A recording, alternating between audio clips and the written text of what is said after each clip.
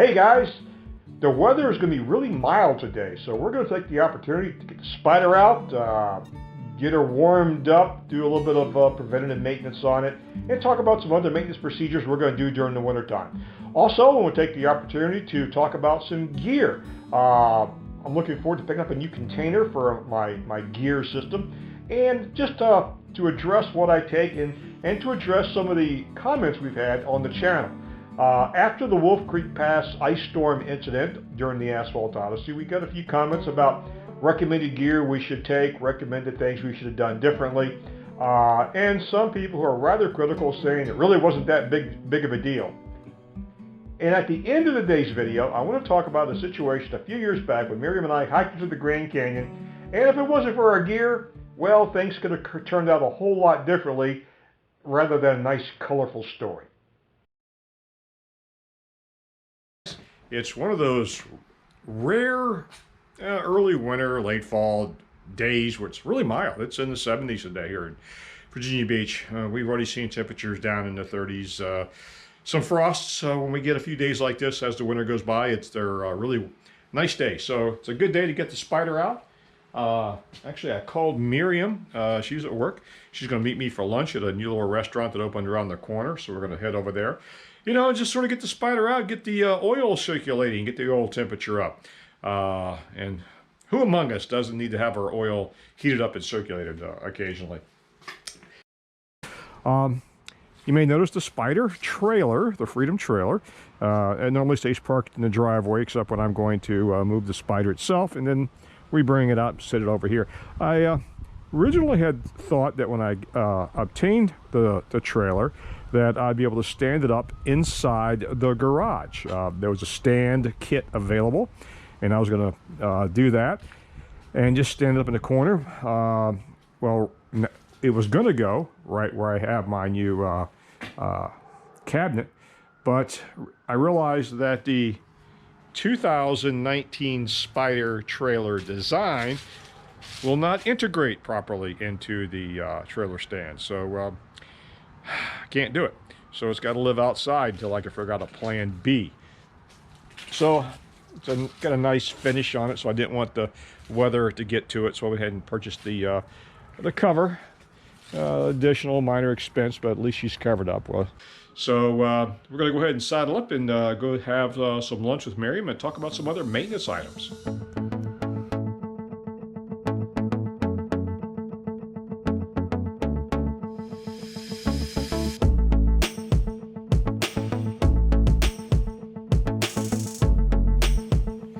Man, it's just gorgeous out here. It's almost like a spring day. Go ahead and get her fired up here.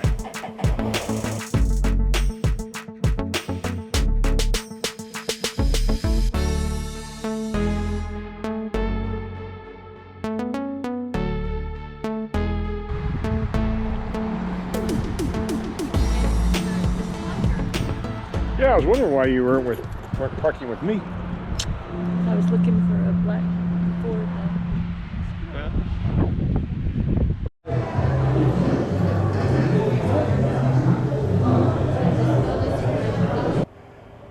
So a couple of maintenance items I want to talk about.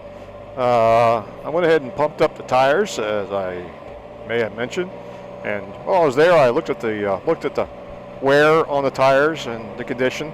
They all seem to be in pretty good shape. It's inside, sitting on concrete, so they're not really prone to dry rot. Plus, the quality of the tires, I think, are pretty good themselves. Anyway, got a little bit of wear on them. I think we still got a few more thousand miles of travel left in them, so I'm not going to have to change them out. If I was going to go on a big trip like I did the Asphalt Odyssey back in spring, I'd change them out. But for right now, they're looking good. Just keep an eye on the air pressure. You know, one of the characteristics of the Spyder is you have to check the oil level with the engine warm. It has to do with the transmission. The transmission actually uses engine oil instead of a transmission fluid. So you got to go out and warm the engine up to check it. So it's a good idea to keep an eye on your oil levels.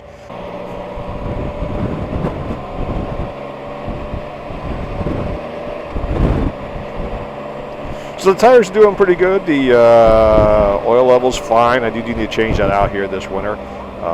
Going to do some other maintenance things while I'm doing the oil change. She's due for an air filter and fuel filter change out. I'm going to go ahead and do that.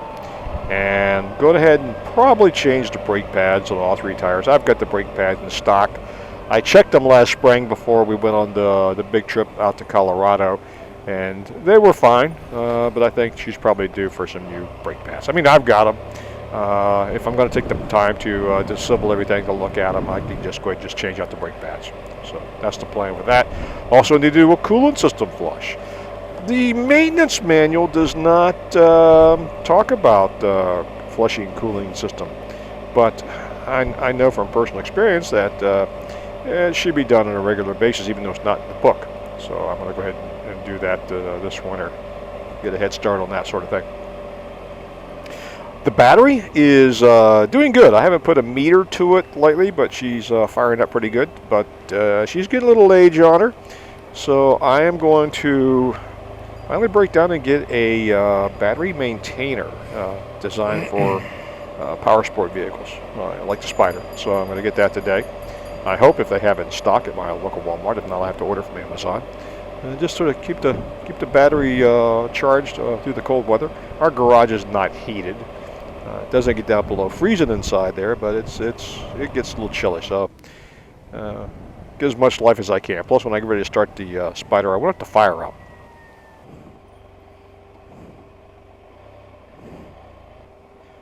Well, I thought I'd give it a whirl and go into Walmart, look for a battery charger truck for the Spyder, and they only had one, and it was not quite powerful enough. Need a 1.5 amp. So I'm going to go ahead and do the Amazon routine. Lunch was good. Too much food though, but normally I don't eat a big lunch. I think I'll have a salad for dinner.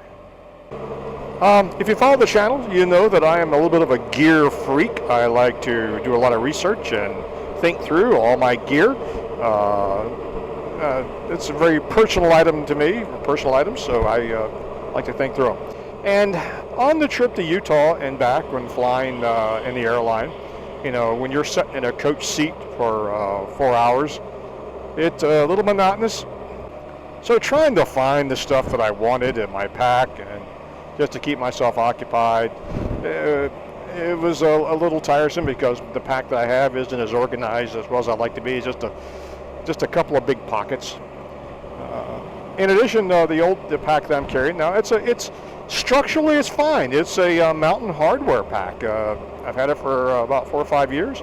It has served me well, but it's starting to be a little tattered, a little beaten, because it goes with me everywhere, not just when I'm hiking. I call it my 1 mile pack. When I say 1 mile, there are things that I will carry with me anytime I am more than a mile from home, and it's in that pack. So I needed a new pack.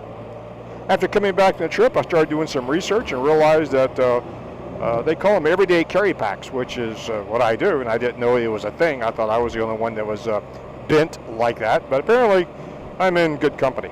And the one that kept coming up was a brand name called 5.11 or 511. And I saw a lot of reviews on the 2 packs that I'm narrowing it down to. And I'm going, I'd like, you know, gear like that I like to see, touch, feel, try on, like shoes. So I want to know if there was a local distributorship, and voila! Not too far from where my dad lives, there is a 511 store, which is kind of cool. So we're on our way over there to look at packs and probably buy one, and that way I'll have my new pack. We're looking at going up to the Shenandoah National Park at the Blue Ridge Mountains and do a little hiking up there. So it'd be a good time to give my new pack its maiden voyage. So anyway, heading over there and seeing what we can find today. And I got to tell you that Utah left my mouth watering. We crammed a lot in to a short period of time because we only had a week. So we saw a lot, did a lot, wore me out, but it was great. I want to go back again. watching or seeing the boondockers who are boondocking out in the desert with their RVs. Convinced Miriam and I, we definitely want to give that some serious consideration a little further down the road. Of course, we came back, we saw some bad news about a couple that was doing that in Texas, and they've disappeared. Their cell phones have been turned off, so their GPS devices cannot be tracked. They haven't heard from them in a week. Border crossing had video of the RV going into Mexico, and it's believed that they were probably killed and their RV stolen. You know, Texas, along with all the states out west, are so big that unless it's by sheer accident, there's a good chance that their bodies would never be found if the person who killed them didn't want them to be found. So, you know, it's just tragic. But that is a statistical outlier.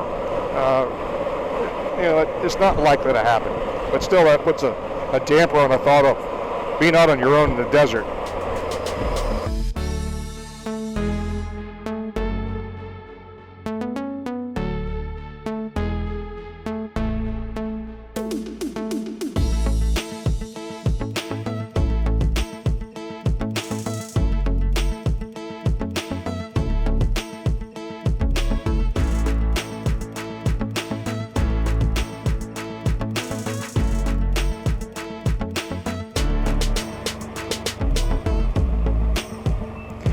And we're here.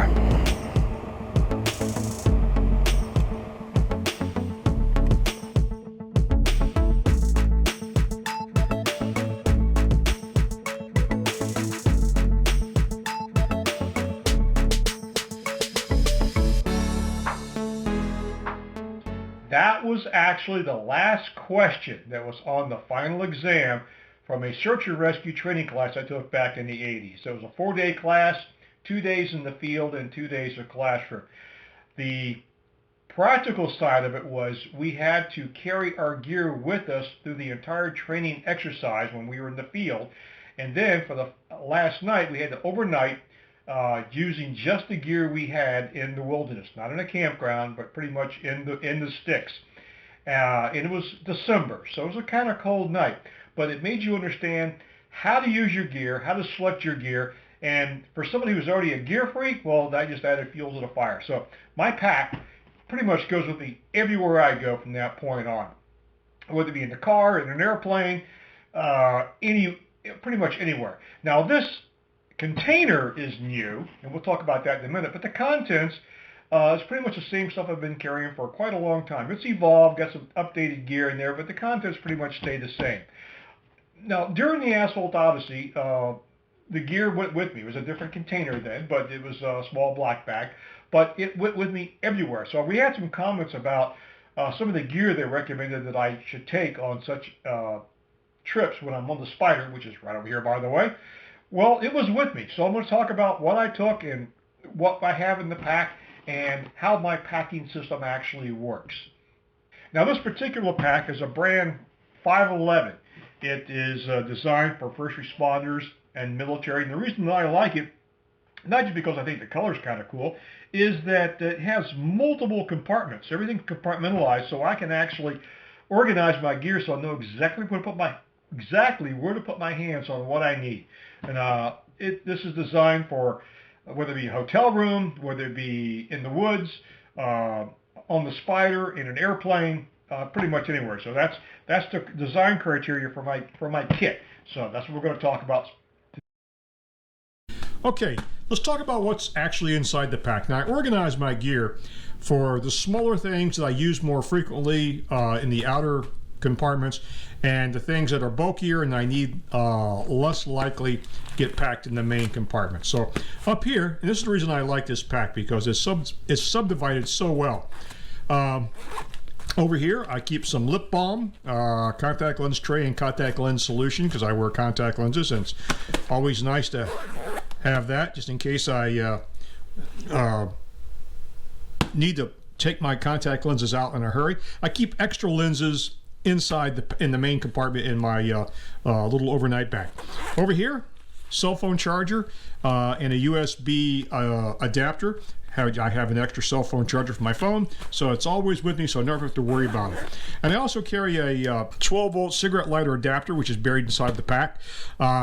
In the event I need to plug it into somebody else's cigarette lighter instead of my own, I can do that. This other outer compartment here, start off with, I carry a couple of little titanium sporks, combination of fork and spoon. Mine is green, Miriam's is blue. That is her gear color code, mine is green. It just works for us. Little notebook I carry with me everywhere I go. I'm an obsessive compulsive note taker. A couple of extra ink pens, some baby wipes, extra flashlight, and a chemical light stick. Now, although I'm not using them, the pack has 2 extra compartments right here that you can stick things in, and another compartment here. But I'm not using those at this time.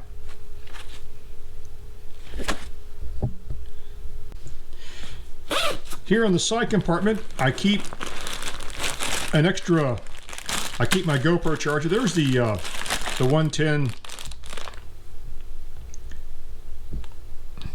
There is the 12-volt cigarette lighter adapter for charging my electronics. I've got a charger for my GoPro and a little extra microphone there for the GoPro. And I keep an extra GoPro. I keep it in a sock so the lens won't take a chance getting scratched. Now that I've upgraded to the GoPro 7, I have an extra GoPro, so it just stays packed in the pack with some extra batteries. And the batteries I take them out and make sure they stay charged.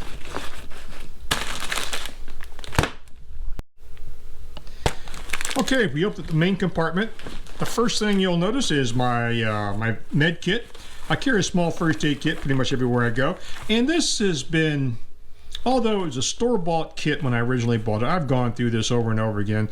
Pretty much the only thing I really carry in my kit is some bandages, some Benadryl for bee stings, some Advil for some pain, and minor cuts and scrapes, sort of like that. If you end up with much more than that, you're going to need a trauma kit, and the trauma kit takes a lot more space and takes a lot more specialized training. I had this years since I've had advanced first aid, so. And I got to tell you, in all my years of hiking, camping, flying airplanes, driving, I have never personally ran into a situation where I would need a trauma kit. Yeah, it does happen, but it's very rare. Generally, it's just too much. So it's just too much gear for me to carry. So I don't. Also, I carry some snacks, some beverages. Here I have some coffee, some sweeteners, some tea, energy bars, some nuts. And then into the main compartment. All right, this is the basic gear that I have in my main compartment. Here I keep a rain jacket / windbreaker. It's an inexpensive one, Columbia Sportswear. It's good quality, but inexpensive. A pair of lightweight gloves, a small hand towel. It's surprising how often a hand towel comes in handy when you're out and about, whether it be rain or just a multitude of uses. In the wintertime, I always throw a beanie cap in the kit, so I have it. Tripod, because I am a video freak. I think I may have mentioned this before. I've actually made an adapter right here for the it adapts the GoPro, which is a proprietary mounting system that fits onto a conventional tripod. Pretty easy to make. I went ahead and made one that comes off and on as needed, so I have this lightweight tripod that stays in the pack. Stove kit, along with 2 metal cups. Just simply, this is the actual stove itself. Keep a small bandana in there, a couple of packs of waterproof matches, and the fuel for the stove. Made a small wind block out of some aluminum foil and duct tape, and a quart of water.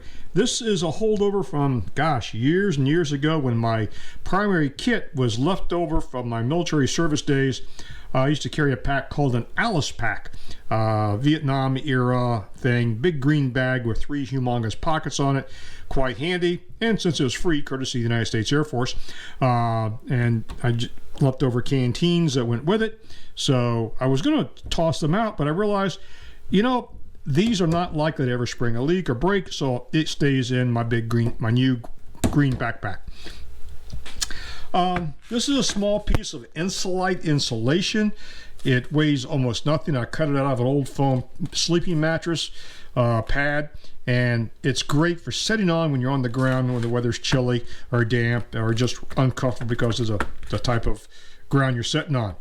This is my utility kit, which we'll get into in a second. Okay, and then the last item is my toiletry kit. Now I keep a supply here for a basic couple days supply of everything I need. Toothbrush, toothpaste, prescription medications as needed, some camp suds for universal detergent type cleaning, and just basic stuff. So that goes in there. All right, lastly, I want to talk about some things I carry in a Ziploc bag that I simply refer to as a utility kit. The utility kit is sort of a miniature survival kit. It's evolved over the years from what I normally carry.